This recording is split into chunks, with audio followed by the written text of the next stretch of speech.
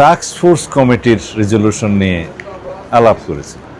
সেই টাস্ক ফোর্সটা গঠন করা হয়েছিল ইন্টারিম গভর্নমেন্টের সময়।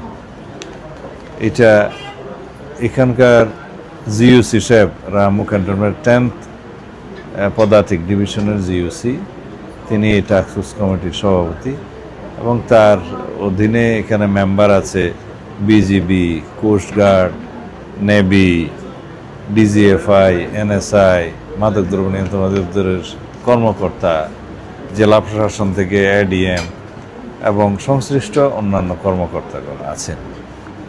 তারা কিছু সিদ্ধান্ত নিয়েছিলেন, রেজলিউশন, সেগুলো আমি দেখেছি।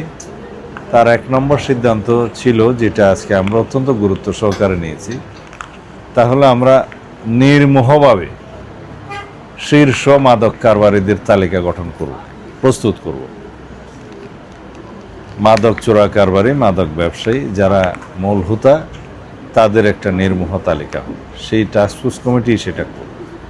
তার উপর ভিত্তি করে আমরা পরবর্তী কার্যক্রম গ্রহণ করব এবং মাদক নির্মূলের জন্য আমরা অন্যান্য যে সমস্ত সিদ্ধান্ত নিয়েছি তার মধ্যে হচ্ছে আমাদের যেমন বিভিন্ন রুটে মাদক চোরাচালান হয়, যে সমস্ত রুটে, সেই সমস্ত রুটে আমরা ক্যাম্প স্থাপন করার ব্যবস্থা নিয়েছি।